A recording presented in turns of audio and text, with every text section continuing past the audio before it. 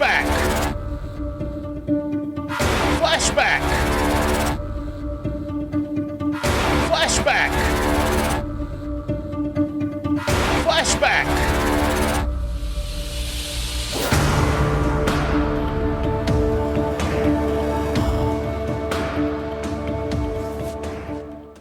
All right. Just want to put that over. It's free here on Anchor. This is Flashback, as you heard the theme song. Is that generic or what? We started talking about at the very front. I talk about on this episode about a book. We never did a Wrestle Right book. We also talk about goals for the podcast, and I said something about not that famous people on there. The funny thing is, all these local guys actually drew more numbers than any of the other guys, like Jeff Jarrett and big numbers like that. It's the local guys like Missouri Bad Boys, who we recently had on, that draws the big numbers. We also talked about TR and Brian Last. Wow, we've had some episodes with TR that drew really big numbers. They had a big blowing up, and Brian Last also kind of turned against me too because I put a T-shirt in his group. So I'm not a Brian Last fan anymore. I don't know about JoJo, but my opinion has surely changed. You'll also hear some echoes.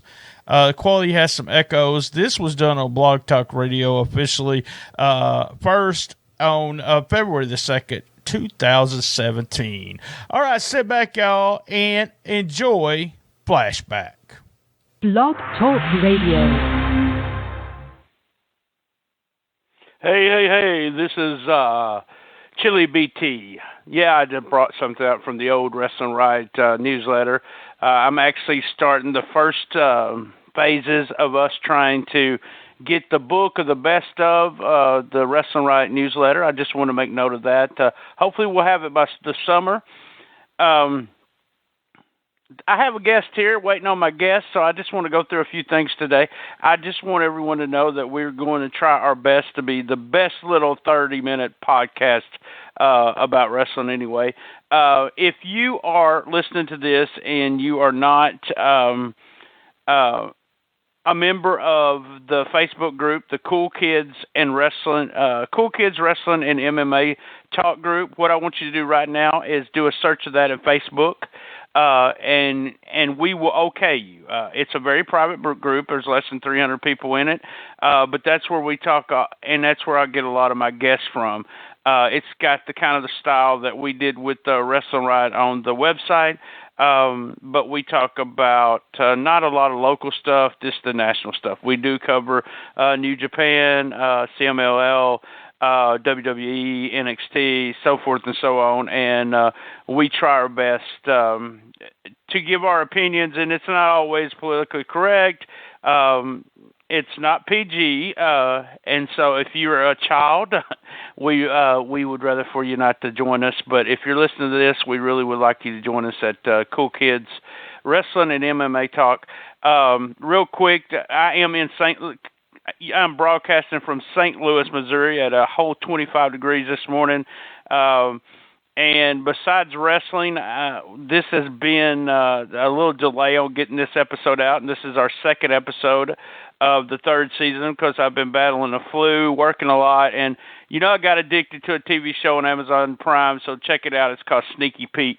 Looks like I got my guest. He is a member of the Cool Kids group there, and let me bring him on. Hold on just a second. All right, Joe, do I have you on? You do indeed. Hello, my friend. How you doing? Hey, Joe Feeney is, I'm going to let him tell everyone about himself, and if you are the member of the Cool Kids, you'll know that he, I don't know, you're probably one of the founding fathers. I mean, we got three founding fathers, but you're one of those guys right under us who's been there almost since day one, maybe since day one. And he has one of these almost a perfect podcast radio voice.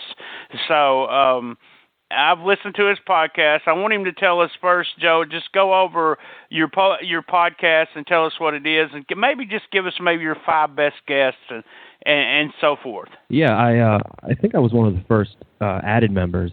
Tom Robinson added me, and sometimes I think he wished that he hadn't, being that I've gotten some tips with a member here and there, and some guys have either left or I've driven them so batty that they cursed, or one of the rules there is let's try not to personally insult each other. So sometimes I've driven some guys to doing that. But yeah, the podcast is called Creative Control with Joe Feeney. It's available on iTunes and Stitcher and Hipcast. I've been really lucky because I kind of started the show. I started with no experience. I mean, no recording experience, no radio experience, nothing. And it was just an idea floated to me by a guy, and I gave it a shot. And the show's kind of evolved from the beginning. I was kind of just ranting a lot about different angles. Then I realized I was really out of shape. So the first few shows kind of sound like I'm running on a treadmill. So I don't recommend those. But after that, I started having guests pretty regularly. Recently I've had Diamond Dallas Page. I've had Al Snow, Ed Ferrara, who used to write for WWE, WCW, TNA. Bill Apter was on there. Marty DeRosa from Wrestling with Depression, and a lot of guys. Luke Hawks, Danny Cage has been on a couple of times. Mikey Whipwreck, Ruckus, Homicide, Christopher Daniels. So I really couldn't rank a top 5, but that'll give you kind of an idea. I've been lucky to have a variety of guests from different periods in wrestling and different roles as well: wrestlers, referees, trainers, some internet writers. I've had oh boy, see now I'm having a brain fart. Pat McNeil from the Pro Wrestling Torch. Sorry about that. He was just the most recent episode. So yeah, just a big variety of guests from all around wrestling.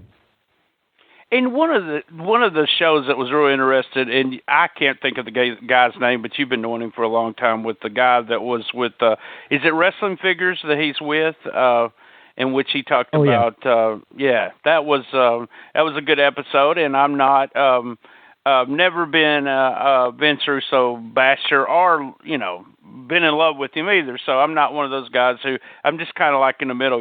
Some of the stuff he did I like, some of the stuff I say, well, what the hell was he thinking, kind of thing. But that episode, I think the second time you had him on was like your biggest episode ever, right? Chris DiPetrollo, yeah, that was pretty successful, and he came on and promoted, that his company, I believe it's Figures Toy Inc., pretty well known for putting out wrestling figures. They do the Ring of Honor figures now. They just put out a Legends line, or are beginning to put it out, with like Jim Cornette, Blue Meanie. I think New Jack is going to get a figure, Cliff Compton, and guys like that. So, yeah, they really captured that niche, and they're getting some figures out there that people have wanted for a while, and guys you figure you wouldn't see because they're not under contract or whatever. They also, if you listen to the show, they kind of had a little issue with WWE because they had the rights to Kevin Steen's first action figure, and they also put out an AJ Styles figure just as he was debuting. So there's a little heat back and forth there, but they're doing good business, and like I said, if they're putting out what the customers want. So I definitely approve of Figures Inc. And yeah, it's a good episode. Chris DiPetrollo is the gentleman's name. Yeah, I looked at some of the new figures, and I'm just, especially the Blue Meanie and the Jim Cornette figure, they do such a good job. And listening to Cornette, apparently it was very popular in the last couple, but he's a worker too. So I would say, I'm going to tell you my podcast was the most downloaded. No, I'm just kidding. But the deal was, it seems like it was very successful. Blue Meanie's and the Blue Meanie one is just, I don't actually collect a lot of stuff. I'm not a collector. And so, but Blue Meanie was one of those that I probably down the line will grab and maybe get it. And I'm not into autographs or anything, but I'll be the guy that, takes it out of the package and puts it on my desk. But it is really a good figure. And the Cornette one is one of those where you just, if you like him or don't like him, that would be that would be the perfect figure to have just sitting around, And the last figure they did, it was just so horrible. The WWE did. I think it was one of those. It was one of the rubber ones, and it was really, this one's a lot better. They did a good job with AJ, and they've done a good job with all the others. But that was an interesting episode, and you're able to bring some guys on that people are not, and that's what we're going to try to do here. I'm going to try to get, and probably will, be, when it comes to my niche or how many people actually listen to it, we'll probably have a core of people listen, and that's about it, because we're going to be talking to guys, with you have a Twitter, and you can promote, hey, I talked with, on Shooting the Shiznit, Right. But we're going to try to talk to some people that, that's not maybe so big stars in the sense that what we want to talk about is wrestling and try to get over the Cool Kids group. Like I said, if anyone's listening to this, all you have to do is a Facebook search, and we will okay you in the group. And now we talked a little bit, me and Brian Thompson did just a bit on the first episode, and it was what me and you had talked about doing. So we're going to go ahead with a little bit of that format and talking about some of the other podcasts. This is a podcast talking about podcasts. But since you do a podcast, now how many episodes have you done? The recent one was 82. 82 episodes, and I started in September 2015 or something like that. So, or no, 2014. So over 2 years. I have my hot and cold periods. I said on the podcast yesterday, I think that when I don't put too many episodes out, it's kind of in the fall, and it almost always coincides with when WWE kind of has that lull. The fall is like the shits between SummerSlam and the Rumble, and it's usually not their best time, and they're not really, the output's not that great. So, but from January to August, I put out a lot of episodes, sometimes a couple a week. But yeah, I'm at 82 right now. Well, that's good. We, I call this season 3 because I had a website, WrestlingRightOnline.com, and we actually did this Shooting the Season. I don't know how many episodes we ended up with, but with 3, we're talking 2 here, so we're on the road. I'm trying to do one a week. Last week prevented me because of the flu, but we and I've got a bunch of guests lined up, some people from the group there, and we also have people inside the wrestling business yeah. Well, I hope you don't have Tom Robinson on the guest list, because I heard he actually has an exclusive deal with 605. So I don't know. He might be too big time to have on Shooting the Shiznit anymore. I don't know. Yeah, I know it. Our buddy Tom, who actually started the website, actually started the group because we kept commenting on something that I was putting out for everyone on my Facebook wall. But Tom has already agreed to come on here and talk, and I bought the rights from the great Brian Last there. So what we're talking about, you go ahead. What's the top 5 other podcasts that you're listening to now? I was just busting TR's balls. He was supposed to come on Creative Control a few times. Not there. Either I blew it off or missed it, or he blew it off or missed it. And so, I asked him recently, and he was like, well, I'm kind of doing the 605 thing. And he was like, we've had 2 years to get me on. I was like, yeah, we kind of have, I don't blame you. But right now, top 5. You know what? I recently had like a temp gig where I had all day to put on podcasts. So I caught up a lot of stuff that I hadn't listened to or hadn't been listening to. And I think the one that really has caught people's imaginations and that got over huge pretty quickly is Something to Wrestle with Bruce Pritchard on the MLW Network. His own co-host is Conrad Thompson, used to co-host the Ric Flair podcast, I believe. And what they do is they pick a topic a week, they let the audience vote on Twitter, pick a topic a week. So whereas one week it'll be Montreal Screwjob, this week it'll be Sonny's career, this week it'll be Ryan Pillman, this week it'll be the Radicals' debut. And they spend a good amount of time, usually between hour 45 and 3 hours even, discussing the topic, and they go through it pretty extensively. Part of the fun of the show is, of course, seeing whether or not you believe what Bruce is saying or whether he's trying to keep his seat warm at WWE if he's ever trying to get back there. So there's a little politicking, but otherwise it's a very good, very interesting show, and I don't miss an episode. Now, what is the name of that show? Something to Wrestle with Bruce Pritchard on the MLW network. We'll have to check that out. I actually have not. I've heard 3 or 4 talk about how good it was, so I'll have to. And someone else said, that is, if you've talked to and you have, the line between what's the bullshit that the workers give you is always the fun part. I've had experiences where I've sat through hours of talking to somebody and not anything they're telling me is the truth, or vice versa when it comes to sitting in a dressing room talking to someone. And those guys have always done that. That's their job, and especially the older guys. And they're like you said, try to keep maybe Bruce Pritchard to be hired again at WWE. So he tries to follow that line. That's the one thing about the Cornette's podcast, which I still listen to, is that which is one of my favorite, is because there's not he doesn't have any. He can say anything he wants because he's not going back to the WWE. He knows he's not. He doesn't care. He's making a living selling books and whatever in his shop, Jim Cornette, and then and also got enough of people that's listening to it that he's making money off of that, and so he really. This latest episode, they talked about going to a show and him just saying, keep my money, I'm leaving kind of thing. But that's the way, that's one of the reasons. And Brian Lasses, and he has been such, and I was not a hater of, and I can't even think of her name this morning. I wasn't a hater of his other host.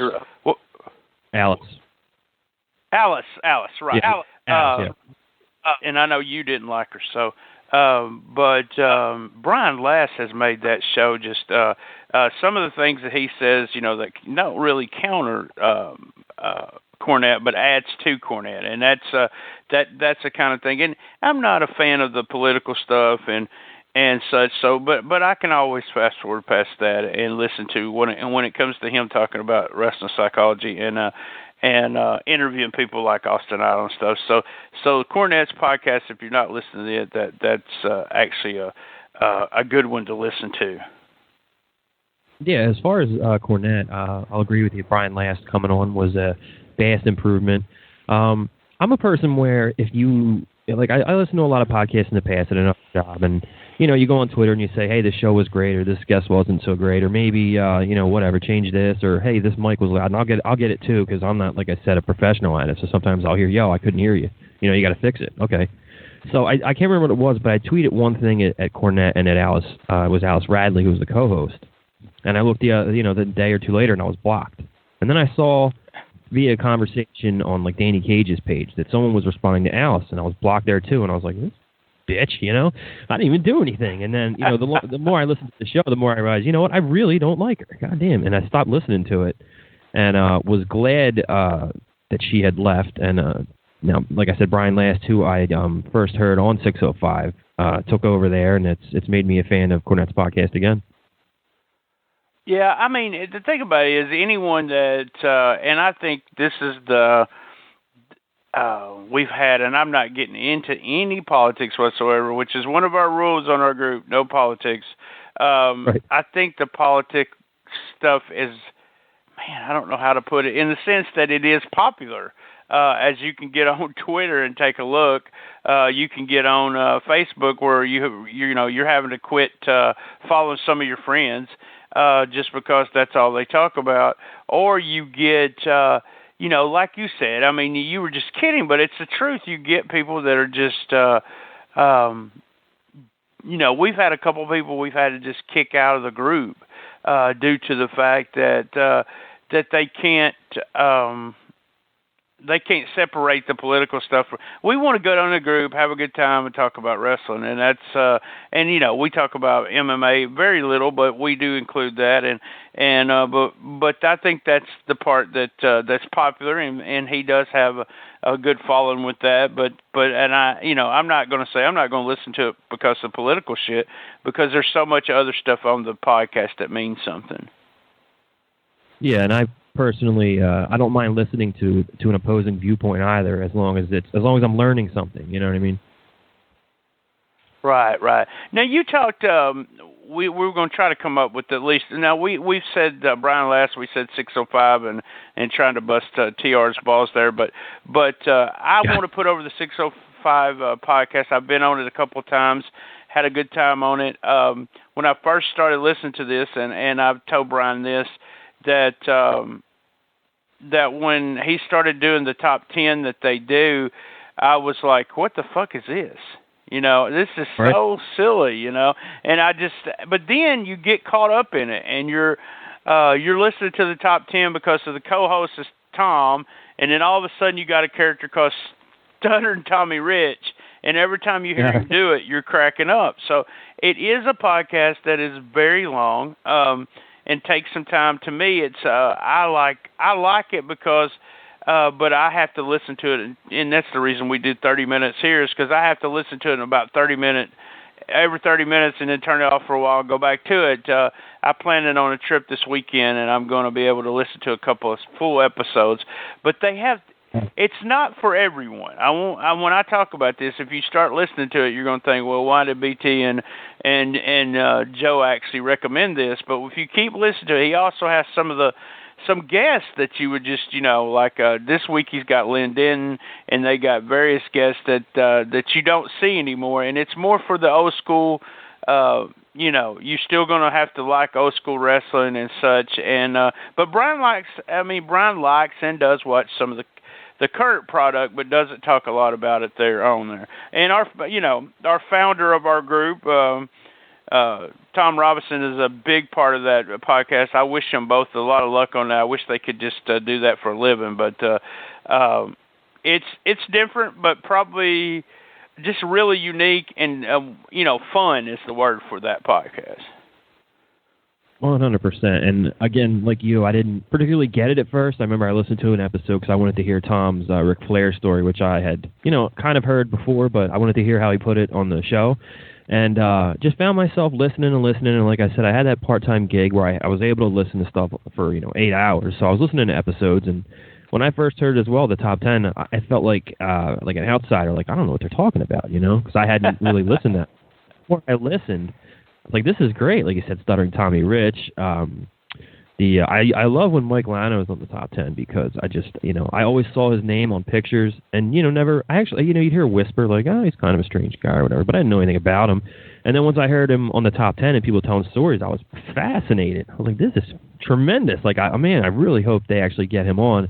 And it seems like if you listen recently, they've kind of backed off on busting his balls too hard because I think that they want to get him on, and by backing off, maybe they'll have a better chance. And I'm all for that because I think that'll be a fascinating interview if Brian gets Mike Lano on the phone, Well, Mike, I want to, I may have put this up into the group, but, man, I've had nothing but good experience with Mike. I always knew that most of the stuff that he was saying was not true, a lot of the stuff he told me, but when it came to I did a book with my website a couple of years back where we had some Memphis history in it, and just messaged him, hadn't talked to him in years, and he sent me multiple photos of Lawler and everybody that he had took, and then always was really super nice to me. There's a photo out there that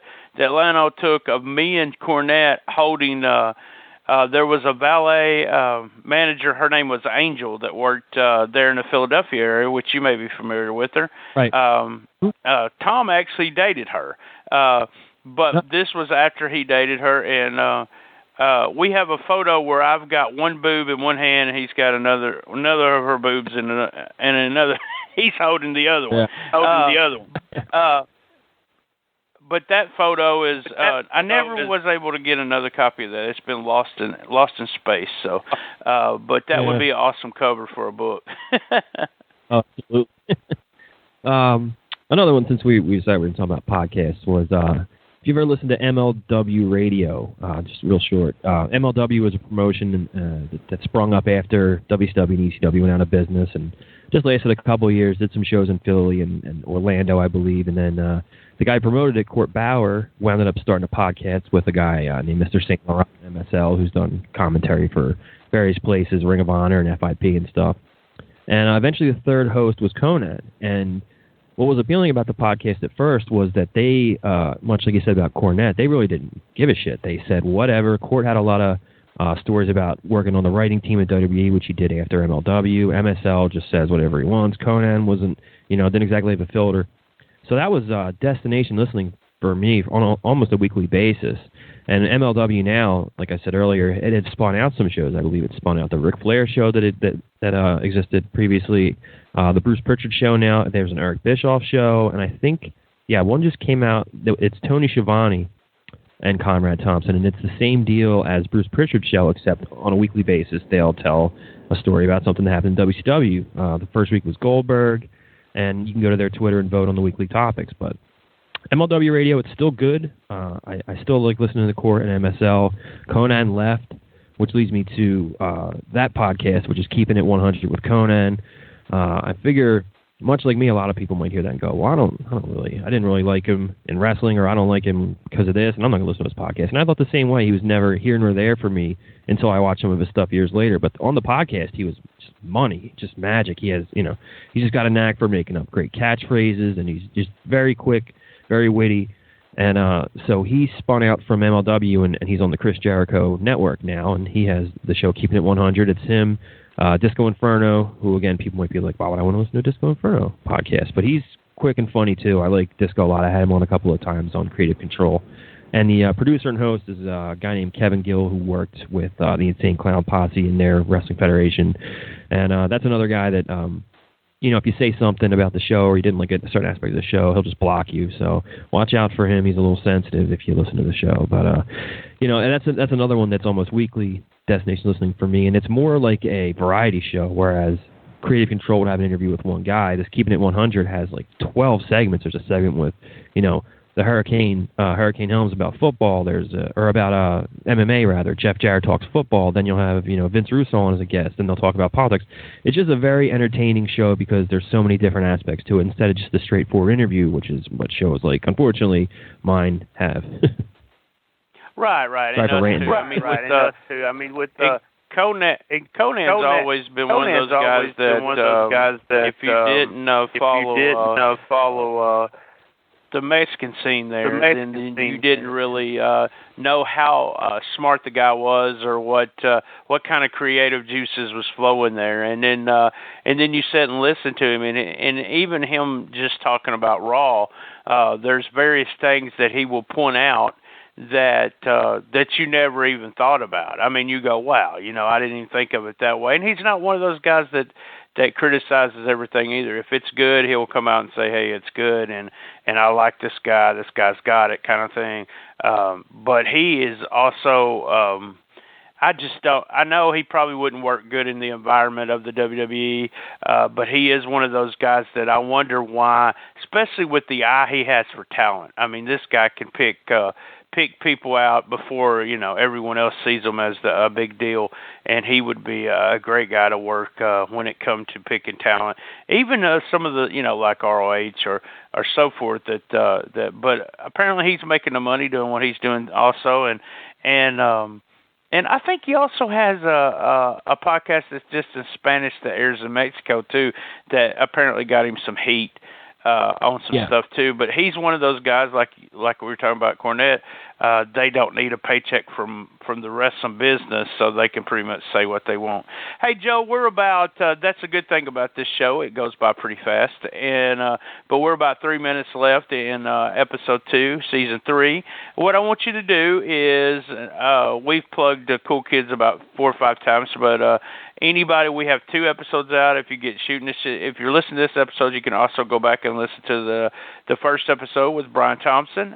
Thompson's been actually part of my wrestling career in the sense that he's been an announcer, helped me book my own promotion, and so we talk about various things and get into old Memphis wrestling.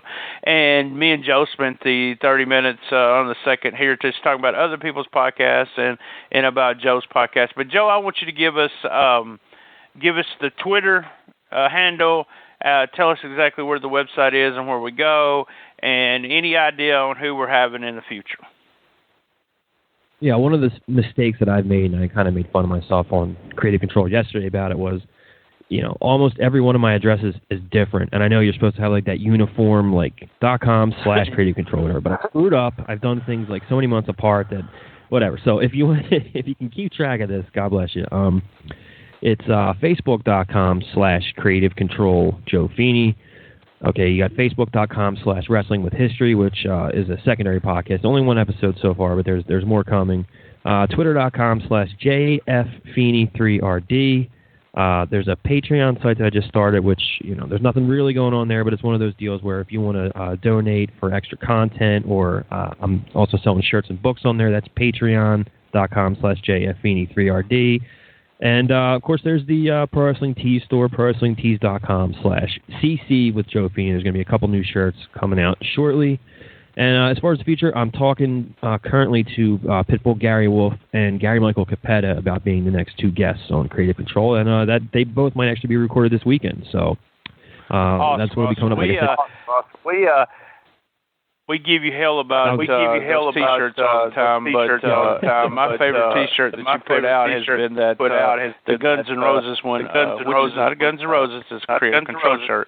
But exactly. if you listen to the if you listen to the podcast and want to do a little bit of support there, that's the thing to do. Well, we got very few seconds left here on this episode. I want to thank you, Joe. We'll have you back probably down the line here, and we'll talk more about maybe sit down and talk a subject about wrestling instead of just podcast. But I thought this would be the way to do, get everyone familiar with what we're listening to. And if you guys are listening to this and want to join us on Facebook, we would love to have more members. We're trying to get up to 500 cool kids by the end of the year, and when we say that, is if you're being a dick to anyone or you're just a dick in general, we will kick you out. We don't really care. It won't take us 10 seconds to do it, and Joe knows that's what we've done to many of people, even though we've been friends forever with these guys. It's just we just don't let people treat people calling names and stuff, but we have a good time. Hey, thank you, Joe, again for joining us. We'll have this up in a bit, and I'll let you promote it on your Twitter. Maybe we'll get some listeners. Absolutely. It was my pleasure. Looking forward to coming on again. And, yeah, check out Creative Control with Joe Feeney on iTunes and Stitcher. And, thanks a lot for having me on, man. And, we'll talk shortly. All right. Goodbye, folks.